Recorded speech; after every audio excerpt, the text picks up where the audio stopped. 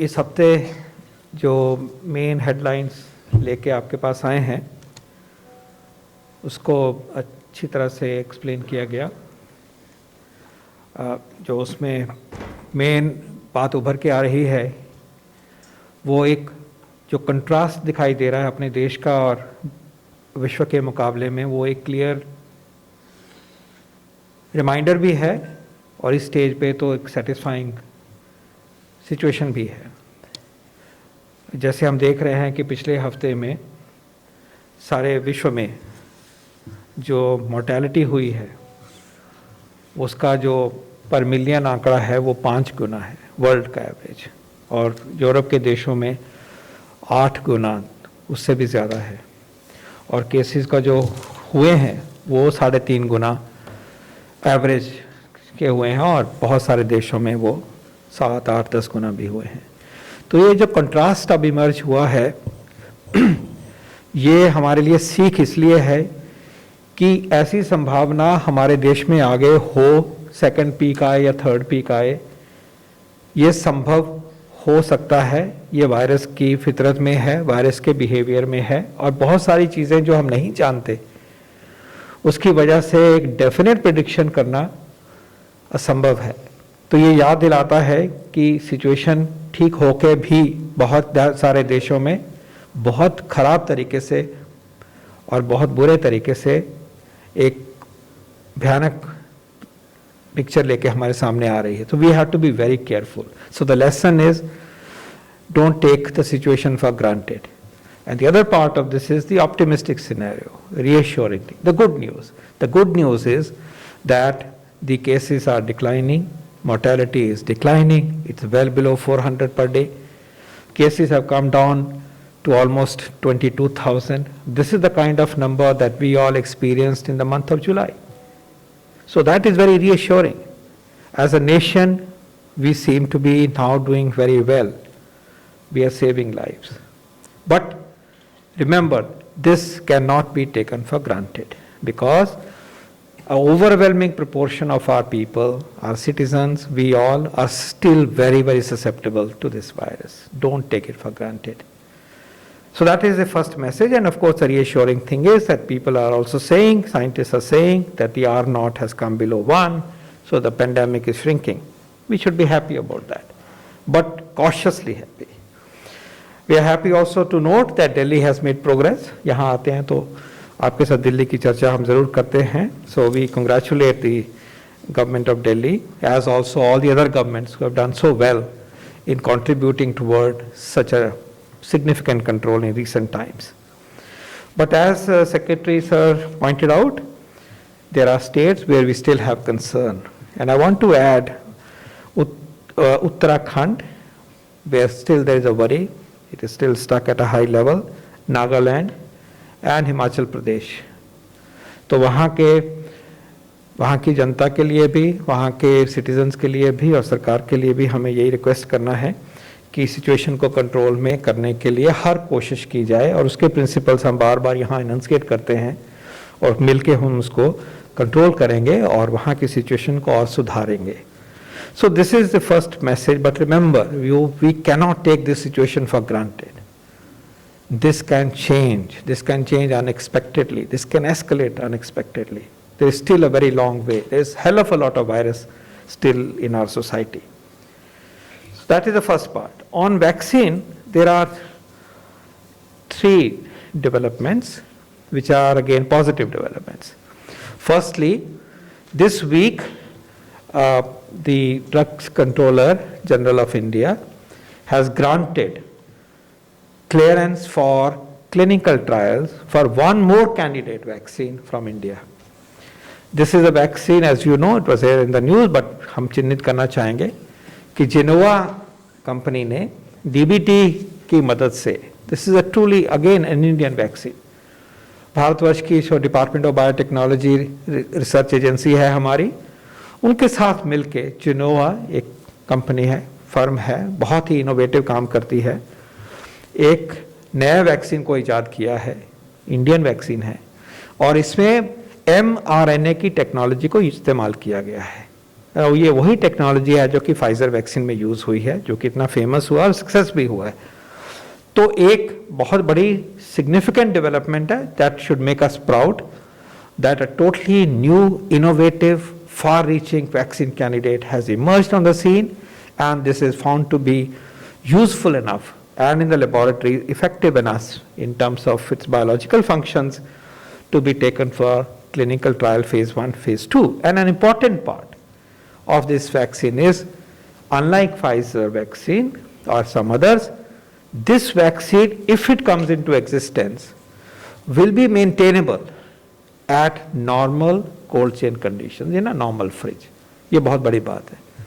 mRNA vaccine -70 की बात सुनते हो, और यहाँ हम कह रहे हैं नॉर्मल कोल्ड चेन, जिसका कि हमने आपको बहुत अच्छा अपडेट दिया। तो ये पहली डेवलपमेंट है जो कि हमें गर्व कराती है, और वैक्सीन की श्रृंखला में एक अच्छी पाइपलाइन को डेवलप दिखाई दे रहा है। तो अब हमारे 3 वैक्सीन अपने हो गए हैं, भारत बायोटेक का ICMR vaccine, Zydus Cadila vaccine, और तीसरा जिनेवा DBT वैक्सीन। इसके अलावा आपको मालूम है कि 3 और वैक्सीन ट्रायल्स में है। सीरम का वैक्सीन है, और स्पुतनिक रशियन वैक्सीन है डॉक्टर रेड्डीज लेबोरेटरी के द्वारा, और बायोलॉजिकल एक वैक्सीन है जो कि फेज 1 फेज 2 में है। तो अब हमारे पास 6 vaccine at this time are undergoing clinical trials, human trials in our nation. So ये एक बहुत इंपॉर्टेंट बात है। सेकेंडली, जो आपको ज्ञात है कि 3 वैक्सीन्स की एप्लीकेशन हमारे ड्रग्स कंट्रोलर साहब के पास हैं, और उनको एग्जामिन किया जा रहा है इमरजेंसी यूज ऑथराइजेशन के लिए कि उनको क्या प्रोग्राम में लाया जा सकता है। इसको it's being examined on scientific basis using the frameworks that are scientific, the frameworks that are globally aligned, and ensuring that the vaccine is safe, the vaccine is immunogenic adequately, and also it is effective in reducing the incidence of COVID-19 disease in people. ये 3 application under considerations हैं, इनका iterative process है, data मांगा जाता है, data दिखाया जाता है, और this independent process, objective process आगे बढ़ाया जा रहा है। मैं यहाँ ये कहना चाहूँगा कि जब इन प्रोसेसेस की हम बात करते हैं, so it is not 1 individual or 3 people. These are people who are scientists, epidemiologists, clinicians, basic scientists, biologists, जो इकट्ठे बैठ के देखते हैं, pharmacologists, और वो साइंस के बेस के ऊपर ये फैसले करते हैं।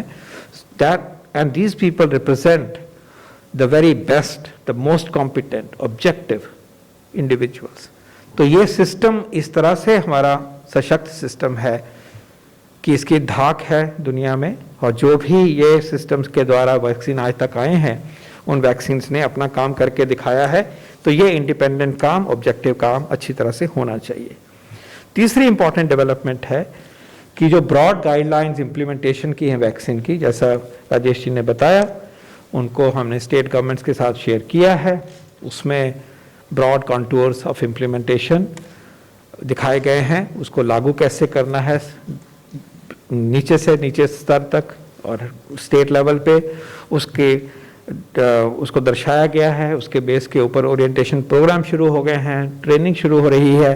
तो ये भी ये बहुत सिग्निफिकेंट डेवलपमेंट है कि हमारा जो इम्प्लीमेंटेशन कार्यक्रम है वो अब स्टेट की तरफ बढ़ गया है और एक्शन की तरफ चला गया है। उसमें जो एडवर्स इफेक्ट की बात कही है सेक्रेटरी सर ने, वो बड़ी इंपॉर्टेंट बात कही है कि उसमें एडवर्स इफेक्ट अगर आते हैं तो उसको कैसे टैकल करना, कैसे बचाना, कैसे रिपोर्ट करना, कैसे ऊपर एक्शन लेना, हमारा एक बहुत ही इंपॉर्टेंट केंद्र बिंदु है।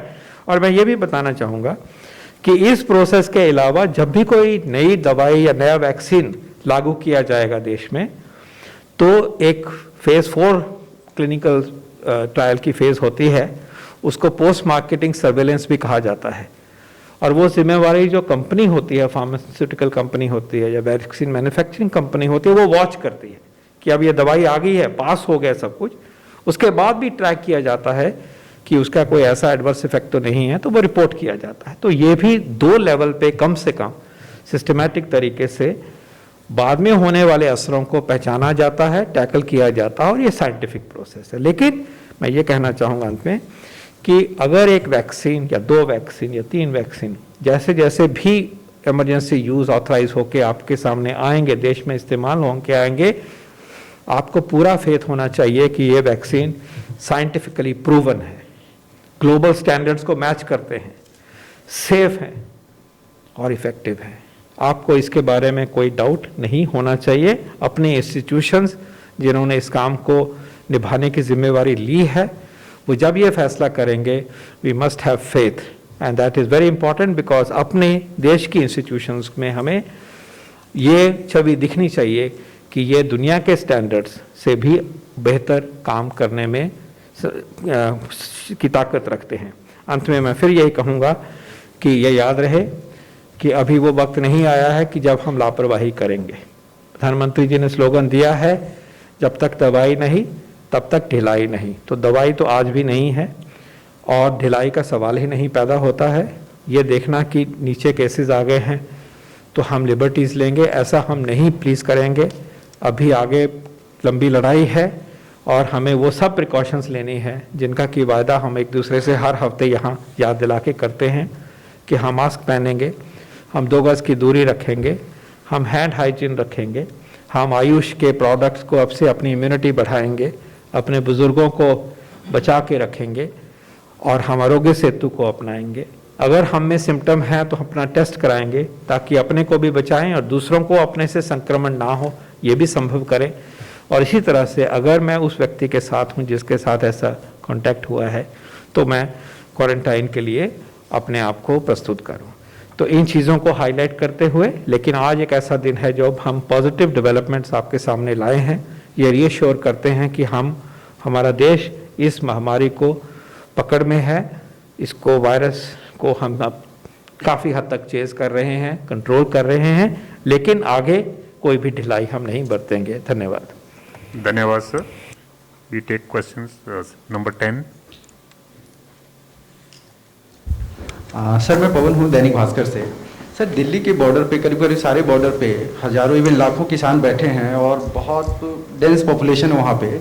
इससे दिल्ली, पंजाब, हरियाणा को कितना खतरा है और देश को कितना खतरा है इससे, और इसके लिए हेल्थ मिनिस्ट्री क्या कर रही है? मैं प्रारंभिक उत्तर दे देता हूं, फिर साइंस पर आधारित तथ्यों से डॉक्टर पॉल आपको अवगत कराएंगे। जब भी इस प्रकार के कोई एजिटेशन या धरने होते हैं तो ये स्थानीय लॉ एंड ऑर्डर अथॉरिटीज़ होती हैं जो अंतिम निर्णय लेती हैं। इसमें अंतिम निर्णय स्वास्थ्य मंत्रालय का या राज्यों के स्वास्थ्य विभाग का नहीं होता है। Doctor Paul. मैं यही कहूँगा कि जब ये इकट्ठ हुआ है उसमें वो सब प्रिकॉशन हमें लेनी चाहिए कि संक्रमण नहीं बढ़े।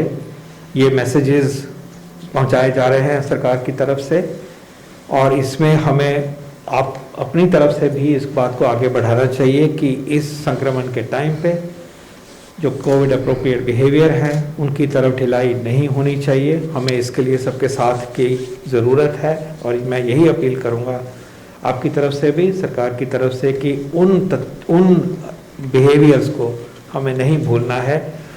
डेमोक्रेसी के प्रोसेसेस चलने चाहिए, लेकिन साथ में जो एक डेंजरस सिचुएशन बनी हुई है उससे अपने आप को बचना और समूह को बचाना भी हम सबकी जिम्मेवारी है। 152। So Sneha from CNN, I just want to ask you, there are some reports in Gangaram Hospital in Delhi of some sort of a fungal infection. Doctors are saying it's because of COVID and it's leading to patients losing their eyesight. Is that correct? What is your assessment? Are you aware of this also? हाँ, aware हैं, कुछ बताया गया है, information है हमारे पास। तो ये एक फंगल डिजीज़ होती है और जब डायबिटिक्स में पर्टिकुलरली इस सिचुएशन पहले भी कोविड की एब्सेंस में भी ये डिजीज़ आती है और ये काफ़ी डेवस्टेटिंग डिजीज़ होती है, एक डीप इन्फेक्शन होती है। इसका जो क्योर है आसान नहीं होता। तो कोविड में क्योंकि एक ऑलराउंड सिस्टमिक स्प्रेड होता है, डिप्रेशन होता है सब ऑर्गन फंक्शंस में, किसी में ज़्यादा, किसी ऑर्गन सिस्टम में कम। तो जैसे जैसे कोविड के बारे में ज़्यादा इन्फॉर्मेशन मिलती जा रही है, ये कुछ चीज़ें सामने आई हैं, so it is not surprising. उसके जो प्रोटोकॉल हैं उन्होंने ठीक उसी तरह से ही काम किया है, लेकिन ये एक नई इन्फॉर्मेशन सामने आई है, हमें चौकन्ना रहना चाहिए। और ये इसी बात को दर्शाता है कि ये डिज़ीज़ अपने आप में एक बहुत माइल्ड डिज़ीज़ भी हो सकती है, बिना सिम्टम की भी डिज़ीज़ हो सकती है, लेकिन एक बहुत बहुत सीरियस रूप भी ले सकती है और ऐसी कॉम्प्लिकेशंस भी अभी देखने में आ रही हैं जो कि अभी तक ऐसी डिस्क्राइब नहीं थी। Sir, we take online question. What is the current status of emergency use authorization of COVID vaccine post SCC recommendation? How will it affect vaccine timelines in the country?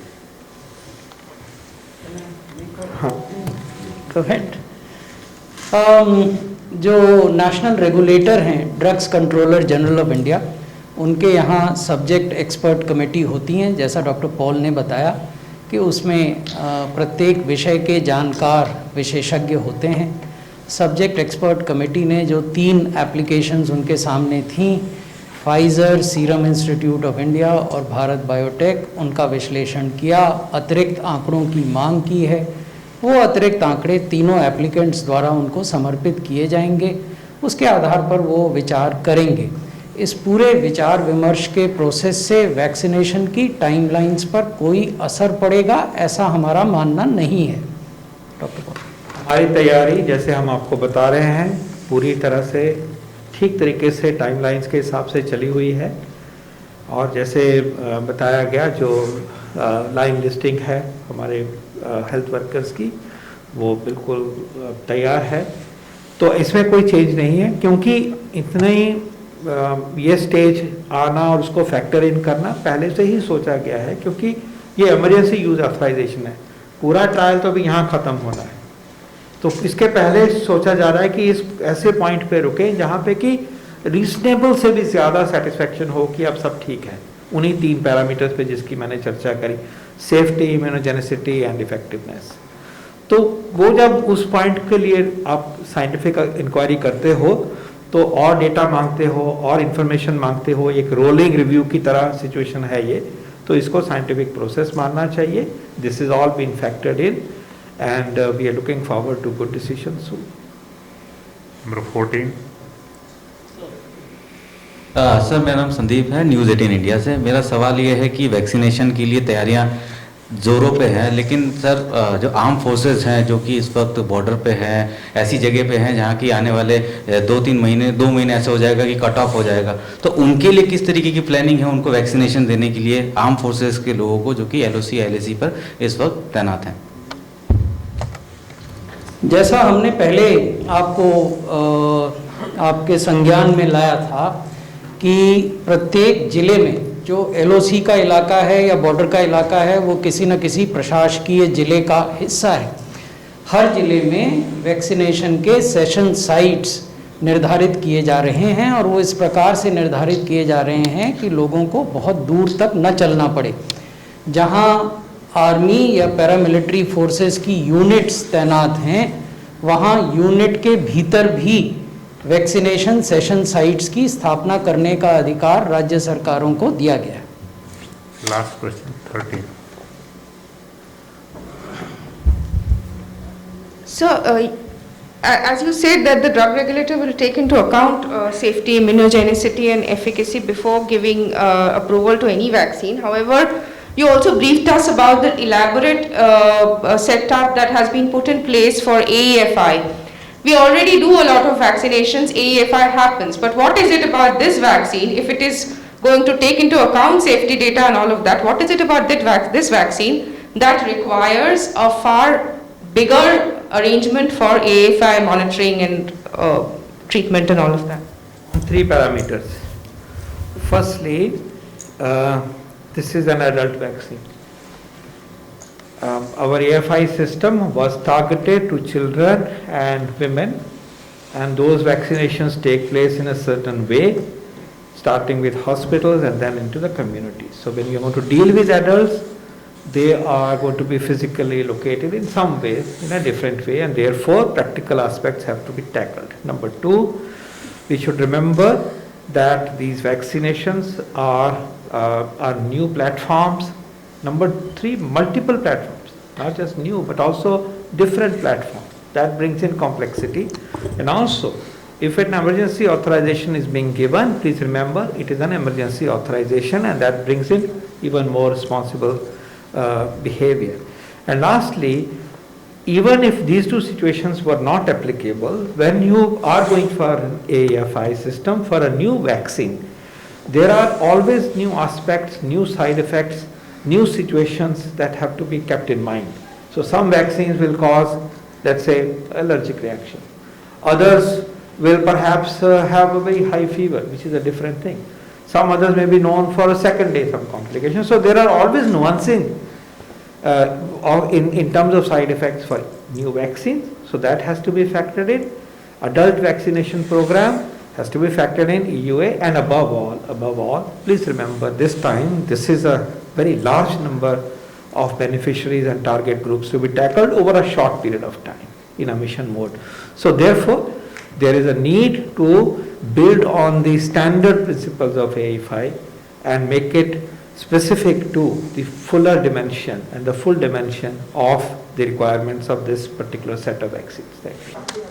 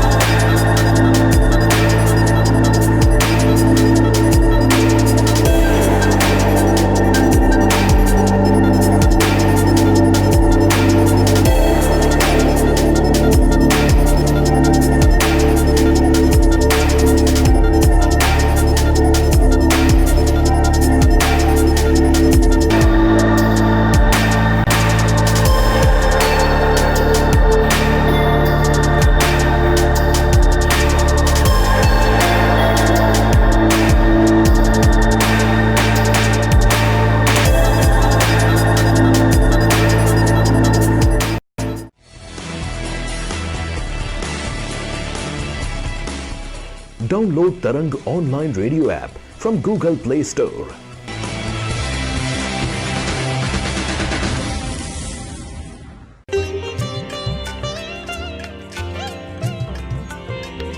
You are listening to Tarang Devotional Online Radio.